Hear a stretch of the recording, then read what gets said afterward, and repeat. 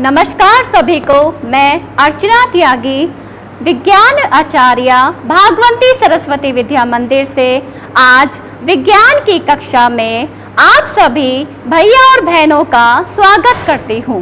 आज विज्ञान की कक्षा शुरू करने से पहले जो प्रकरण हम पढ़ाने वाले हैं उससे पहले मैं आपसे कुछ प्रश्न करना चाहती हूँ। उन प्रश्नों को आप सोचिए कि आप सकते हैं। सबसे पहला प्रश्न है मेरा, क्या आपको भूख लगती है? आप क्या कहोगे? हाँ जी, हमें तो भूख लगती है। तो जब आपको भूख लगती है तो आप क्या करते हैं?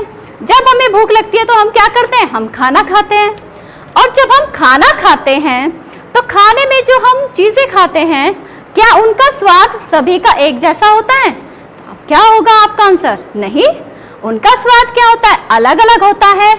कुछ वस्तुएं हमें खाने में कैसी लगती हैं? खट्टी लगती हैं। कुछ हमें कैसी लगती हैं? मीठी लगती हैं। कुछ हमें कैसी लगती है? कड़वी लगती हैं। कुछ का स्वाद कैसा होता है? एकदम से तीखा होता है। तो यानी जितनी भी खाने वाली वस्तुएं हैं सभी का स्वाद कैसा होता है? अलग अलग होता है। तो जिसका स्वाद खट्टा होता है, देखिए खट्टे स्वाद वाली कौन कौन सी वस्तुएं आपको एकदम से याद आएंगी?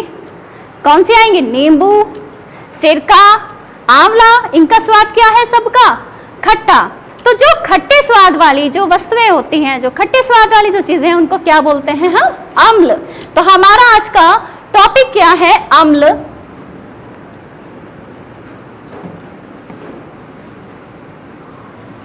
ये तो था जो खट्टे स्वाद वाली हैं। अब कुछ का स्वाद कैसा होता है? बिटर यानी कड़वा भी होता है। तो कड़वे स्वाद वालों को हम क्या बोलते हैं? क्षार।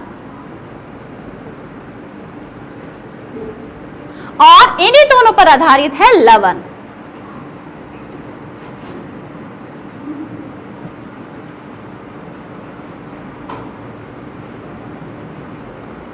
तो हमारा आज का जो टॉपिक है वो क्या है? अम्ल, क्षार और लवण। इसमें सबसे पहले हम किसके बारे में चर्चा करेंगे? अम्ल के बारे में।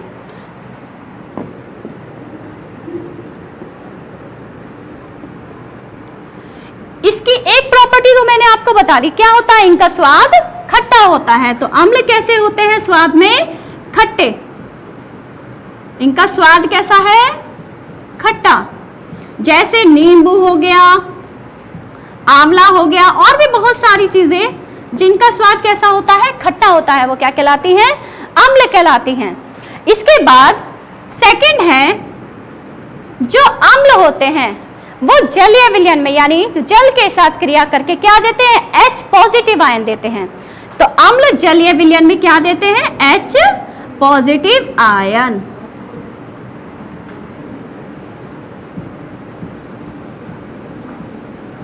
आपको दो प्रॉपर्टी इनकी समझ आ गई। एक तो क्या है? इनका स्वाद खट्टा है। दूसरा ये जलीय विलयन में H पॉजिटिव आयन देते हैं। अब हमारी जो तीसरा इसका गुण होता है, तीसरा क्या है? अम्ल जो होते हैं वो नीली लिटमस को लाल कर देते हैं। जैसे देखिए हमारे पास क्या है? ये हमारे पास एक नींबू है और नींबू का स्वाद कैसा है? सभी को पता है नींबू का स्वाद कैसा होता है? खट्टा। तो जो ये नींबू है, ये लिटमस पेपर, ये क्या है? हमारे लिटमस पेपर है। और ये हमें कहाँ से मिलता है? प्लांट से। तो इस लिटमस पेपर को हमने क्या किया? नींबू पर हमने इसे नींबू को टच कराया। तो आप देखते हैं जब हमने इसको नींबू के संपर्क में लाए तो नींबू के संपर्क में लाने पर इसका रंग कैसा हो गया? इसका रंग हो गया लाल। यानी इसने अपना जो नीला रंग था उसे खो दिया और नीले रंग के बाद ये कैसा हो गया? लाल रंग का हो गया। तो अम्ल की जो तीसरा गुण है वो क्या है? अम्ल नीले लिटमस पेपर को कैसा कर देता है? लाल। नीले को लाल में ये परिवर्तित कर देता है। इस तरह से भी हमें पता चलता है कि ये क्या है? अम्ल है। अब हम और कैसे बता सकते हैं कि अम्ल की और क्या क्या प्रॉपर्टी होती है? अम्ल कैसा होता है? आपने देखा होगा तेजाब, सभी को पता है तेजाब कैसा होता है। अगर तेजाब एकदम से आपके शरीर पर गिर जाए या आपकी किसी फर्श पर गिर जाए, आपकी बॉडी के किसी भी पार्ट पर गिर जाए, तो क्या होता है वहां पर? ये जो आपका जहां पर बॉडी पर गिरेगा वो आपकी त्वचा क्या होगी? वहां से जल जाएगी, आपकी त्वचा झुलस जाएगी। और अगर फर्श पर तेजाब गिर जाए तो आप देखते हैं कि वहां पर वो जो फर्श है वो भी क्या होता है? वो सारा वहां से जल जाता है, आपका एक सफेद सफेद हो जाता है वहां से फर्श। तो यानी जो अम्ल हैं वो क्या करते हैं, वस्तुओं को गलाने का कार्य भी करते हैं, एकदम से आपकी बॉडी पर इफेक्ट करेंगे अम्ल अगर गिर जाएंगे, ठीक है। तो और अगर ये धातु के संपर्क में आते हैं, तो अगर धातु अम्ल से क्या होगा, जो धातु अम्ल के संपर्क में आएगी तो धातु कैसे हो जाएगी, गलना शुरू हो जाएगी। कोई भी धातु अगर अम्ल के संपर्क में आएगी तो क्या हो जाएगी, ये गल जाती है।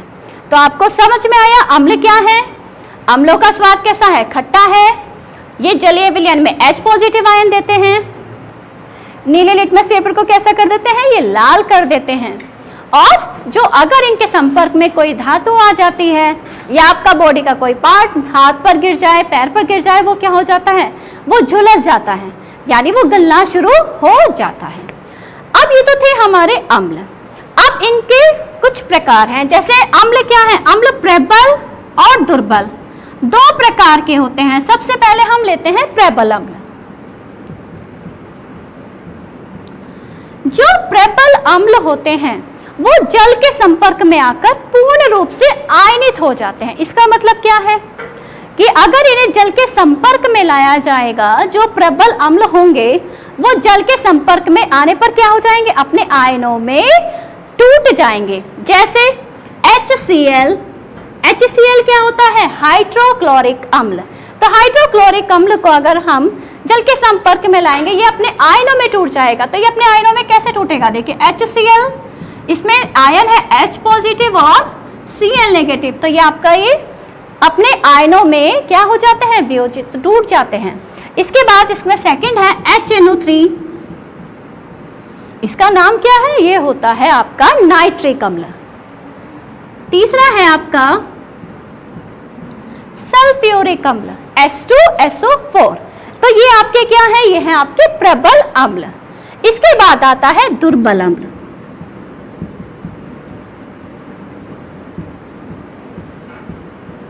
दुर्बल अम्ल क्या होते हैं, जो अम्ल जल के संपर्क में आते हैं और अब पूर्ण आयनित नहीं हो पाते, वो क्या कहलाते हैं, दुर्बल अम्ल। अब दुर्बल अम्ल में क्या आएगा, देखिए CH3COOH, इसका नाम क्या है, ये है एसिटिक अम्ल। और ये कहाँ पाया जाता है, एसिटिक अम्ल पाया जाता है सिरके में। तो आपका एक तो ये है दुर्बल अम्ल। इसके बाद है फॉर्मिक एसिड। फॉर्मिक एसिड आपने देखा होगा, चींटी, अगर चींटी एकदम से काट लेती है, तो अगर चींटी का डंक लग जाता है तो क्या होता है, एकदम से डंक बहुत तेज लगता है और वहां पर जलन शुरू हो जाती है। तो चींटी के डंक में आपका यही पाया जाता है, ये कौन सा अम्ल है, फॉर्मिक अम्ल।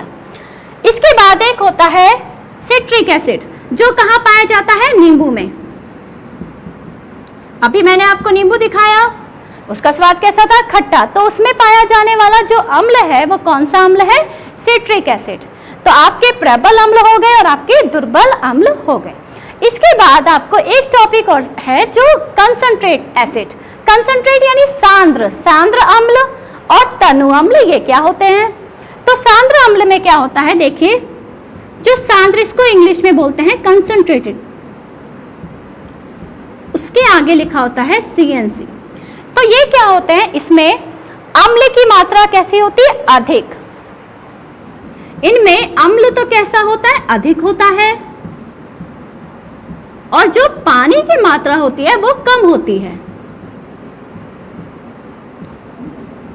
कम होती है। कंसंट्रेट यानी सांद्र अम्ल में अम्ल अधिक होता है और पानी की मात्रा कम होती है। ये भी अगर आपकी बॉडी पर गिर जाए तो इससे भी क्या होता है, वहां से आपकी बॉडी जल जाती है, उससे आपकी बॉडी पर इफेक्ट पड़ता है। इसके बाद आता है डाइल्यूट।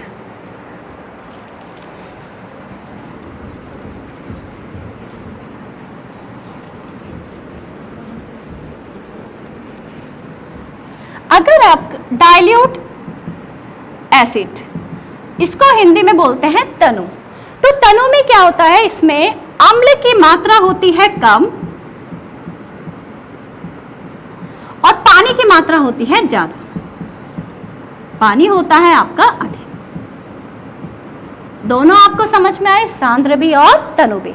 सांद्र में क्या बताया मैंने, पानी की मात्रा क्या होती है, ज्यादा, सॉरी, पानी की मात्रा कम होती है, एसिड की मात्रा ज्यादा होती है।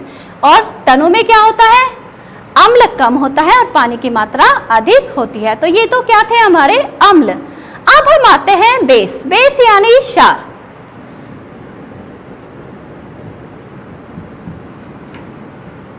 आपने जब जो खाते हैं, मैंने आपको बताया अभी, बिटर यानी कड़वा। कुछ चीजें ऐसी होती हैं जो स्वाद में कैसी लगती हैं आपको, कड़वी लगती हैं, यानी एकदम से अगर आप उसे खाएं आपको तीखी लगती हैं।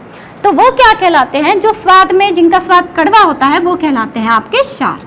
तो यानी इनका स्वाद कैसा है, कसैला, या ये भी बोल सकते हैं आप इसको, कसैला भी बोल सकते हैं, और इनका स्वाद आपका कड़वा भी आपका ये आप इसको कह सकते हैं। ये तो था इसके फर्स्ट गुण। अब इसमें सेकंड में क्या आता है, ये जलीय विलयन में, अगर ये जलीय विलयन में क्या देते हैं, जैसे अम्ल तो क्या देते थे, H पॉजिटिव आयन, तो क्षार क्या देंगे, क्षार देते हैं आपको OH negative ion.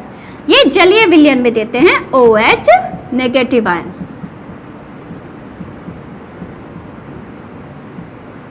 Negative ion ये आपके देते हैं। अब थर्ड है, जैसे अम्ल में क्या था, नीले लिटमस को क्या किया, लाल किया, तो ये क्या काम करेगा, ये लाल लिटमस को करेगा नीला, तो ये लाल लिटमस को कर देता है नीला। देखिए मेरे पास ये एक लिटमस पेपर है और ये है, मैंने लिया है क्षार। जब मैंने इसे इसमें डाल दिया तो इसमें डालने के बाद आप देखोगे लाल कैसा हो गया, नीला। तो ये मैंने डाला है क्षार के अंदर, और क्षार के अंदर डालने के बाद लाल लिटमस पेपर किसमें चेंज हुआ, नीले में। इसका मतलब ये आपका थर्ड पॉइंट हो गया। थर्ड पॉइंट में क्या हुआ कि जो क्षार होते हैं वो लाल लिटमस को क्या कर देते हैं, नीला।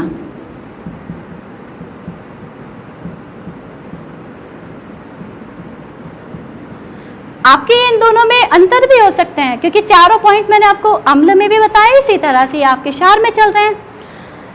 फोर्थ पॉइंट है आपका, ये जैसे अगर आप इन्हें स्पर्श करेंगे तो स्पर्श करने में ये आपको साबुन, जैसे साबुन स्पर्श करने में जिस तरह का साबुन होता है उसी तरह से ये आपके क्षार होते हैं। तो यानी इनका जो स्पर्श होता है वो किसकी तरह से होता है,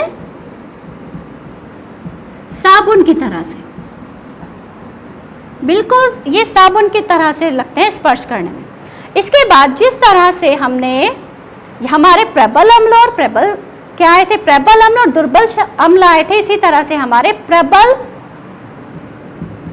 क्षार और दुर्बल क्षार होते हैं। तो प्रबल क्षार में क्या होता है कि जो क्षार जल के संपर्क में आकर पूर्ण आयनित हो जाते हैं, यानी पूरी तरह से OH नेगेटिव आयन में टूट जाते हैं, वो क्या कहलाते हैं, प्रबल क्षार। जैसे NaOH और KOH। अगर आप इन्हें क्या करेंगे, इनके आयनों में तोड़ेंगे जल के संपर्क में आने पर, तो ये Na पॉजिटिव और OH नेगेटिव में टूट जाता है। OH नेगेटिव में ये टूट गया, यानी अपने आयनों में विभाजित हो जाते हैं। इसके बाद है दुर्बल क्षार।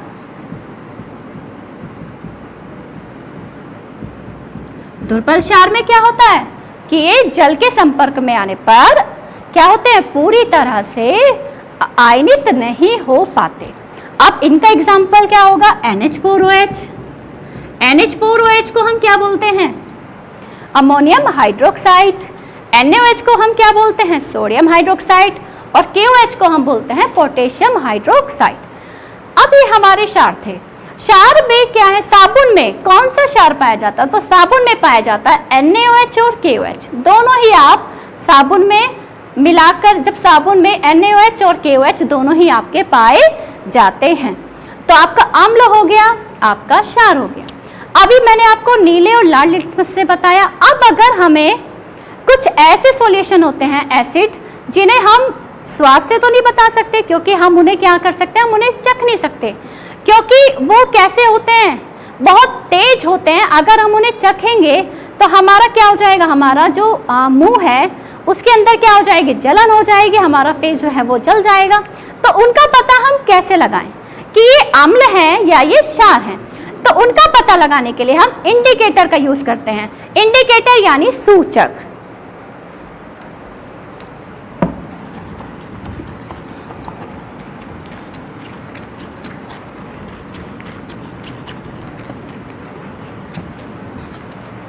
देखिए सूचक,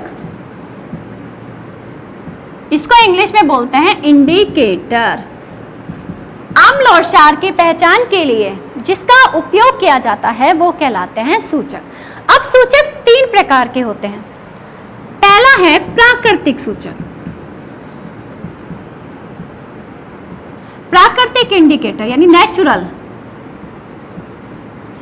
जो प्राकृतिक होते हैं वो हमें कहां से मिलते हैं? प्रकृति से मिलते हैं, यानी जो हमें प्लांट से मिलते हैं वो हमारे कहलाते हैं नेचुरल इंडिकेटर। इसमें कौन कौन से इंडिकेटर आ सकते हैं? सबसे पहला आता है आपका लिटमस पेपर। तो पहला इंडिकेटर आएगा आपका जो नेचुरल के अंदर आएगा, लिटमस पेपर। तो लिटमस पेपर आपका कहाँ से मिलता है? प्लांट से मिलता है। अभी मैंने आपको लिटमस पेपर यूज करके दिखाया। लिटमस पेपर ने क्या किया? अम्ल में क्या किया है? लिटमस पेपर ने नीले को लाल किया है, और क्षार में क्या किया है? लिटमस पेपर ने लाल को नीला किया है। तो पहला है हमारा लिटमस पेपर, इसका यूज अभी आपको बता चुके हैं। सेकंड आता है हमारा हल्दी।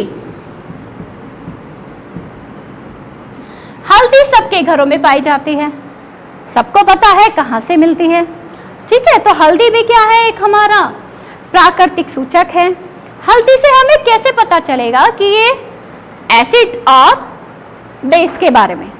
तो एसिड में क्या होता है, आपने देखा होगा, अगर हल्दी कपड़ों पर गिर जाए और उसके बाद आप उसे साबुन से धोते हैं, तो साबुन से धोने के बाद क्या होता है? वो लाल या नारंगी इस तरीके का कोई रंग वो छोड़ देता है, लाल सा हो जाता है वहां से जब आप कपड़ों पर साबुन लगाते हैं।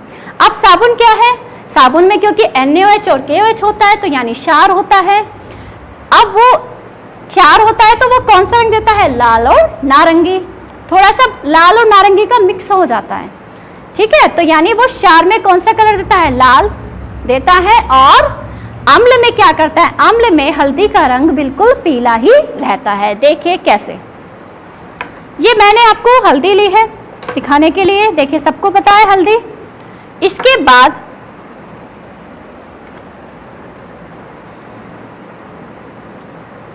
मैंने हल्दी में थोड़ा सा, ये मेरे पास एसिड है, मैंने अगर इसके अंदर एसिड डाल दिया तो एसिड डालने के बाद इसका रंग कैसे रहा? इसका रंग आपका येलो ही रहा, जैसा हल्दी का रंग था इसका रंग आपका वैसा ही रहा है। इसका मतलब क्या है कि अम्ल में ये कैसा रंग देता है? येलो ही रंग देता है।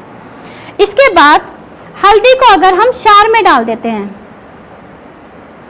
ये मेरे पास क्षार है, और अगर इसके अंदर मैं हल्दी को डाल देती हूँ, देखिए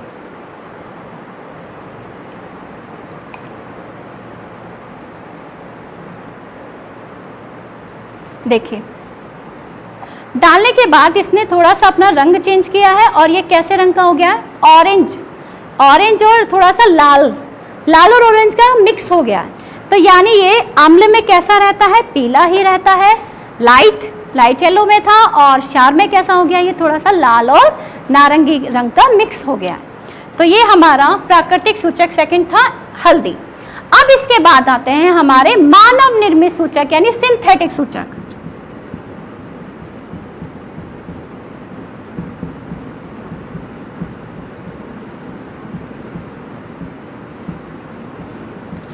सिंथेटिक क्या होते हैं?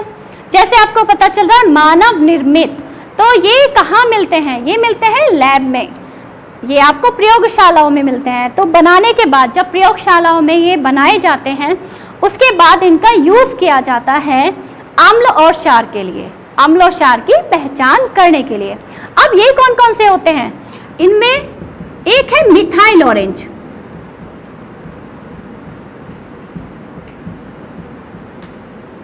और सेकंड है आपका फिनोप्थेलिन।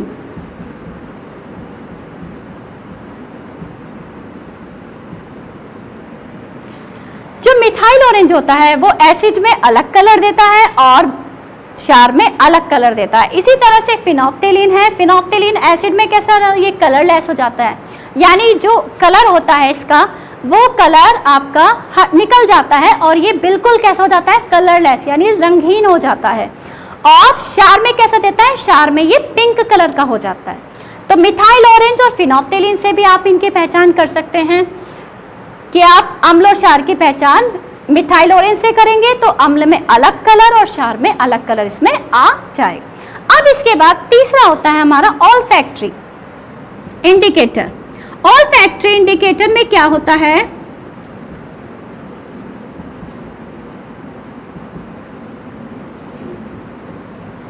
इसमें कलर चेंज नहीं होता, ये होता है गंध के लिए, ये यूज किया जाता है गंध। इसमें क्या होता है कि अम्ल और क्षार की अगर उसके अंदर हम ये इंडिकेटर को डाल देते हैं तो उनकी जो गंध होती है वो परिवर्तित हो जाती है। जैसे कौन कौन से आपने प्याज, सबने प्याज देखी है, तो प्याज में जो स्मेल होती है अगर हम उसे अम्ल में डाल दें तो अम्ल में उस पर कोई फर्क नहीं पड़ता, लेकिन अगर प्याज को हम क्षार में डाल देंगे तो जो उसकी स्मेल है वो बिल्कुल खत्म हो जाएगी। तो पहला आपका ऑल्फैक्टरी इंडिकेटर है प्याज। दूसरा है आपका क्लोव ऑयल। क्लोव ऑयल यानी लौंग का तेल। लौंग के तेल भी वही इफेक्ट इसी तरह से अम्ल और क्षार पर उसी तरह से इफेक्ट करता है जिस तरह से प्याज करती है।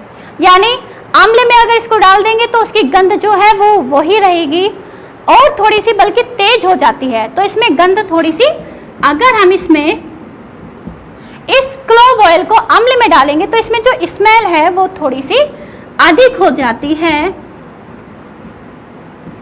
और अगर हम इसमें क्षार में डालते हैं तो क्षार में डालने पर जो इसकी स्मेल है वो जितनी आती थी उससे थोड़ा सा कम हो जाती है।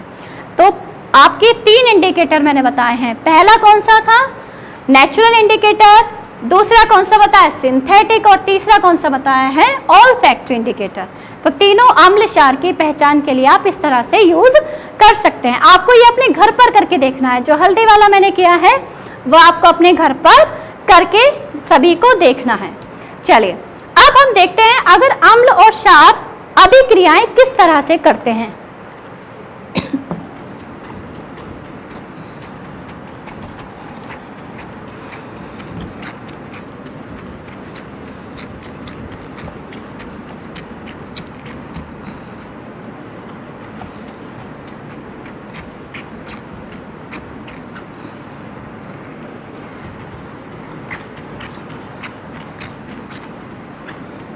देखिए अम्ल और क्षार की अभिक्रियाएं किस तरह से होती हैं।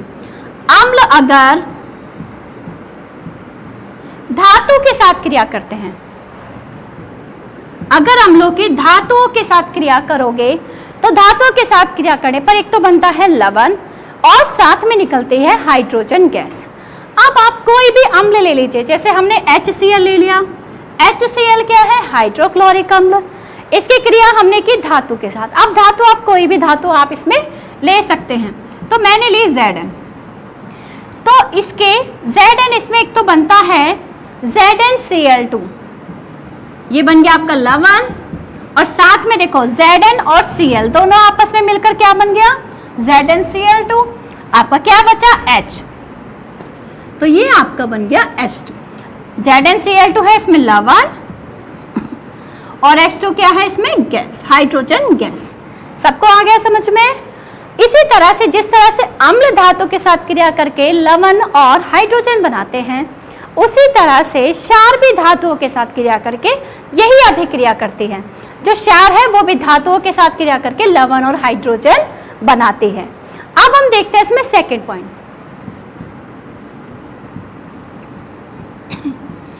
अम्ल जो है धातु कार्बोनेट,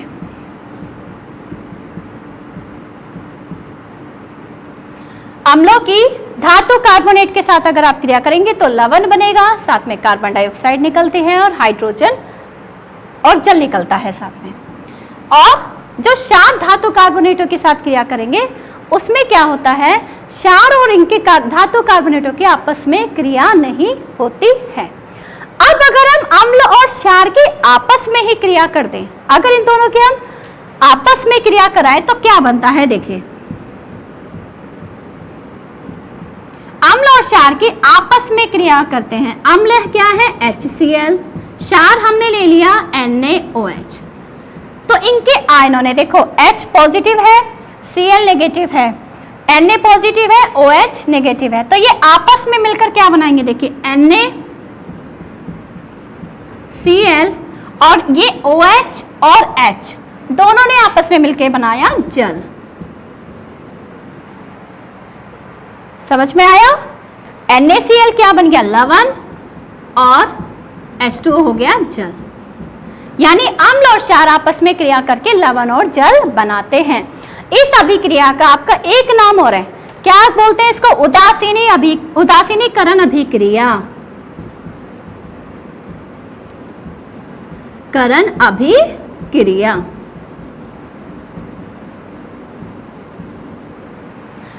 सभी को समझ में आई अम्ल और क्षार के आपस में क्रिया?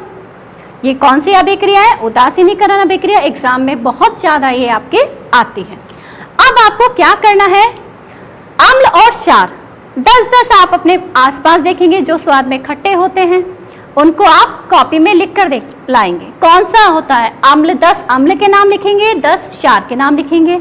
और ये जो हल्दी वाला मैंने आपको बताया है, अम्ल और क्षार यानी नींबू के साथ और साबुन के साथ, ये आप अपने घर पर करके अवश्य देखेंगे। धन्यवाद।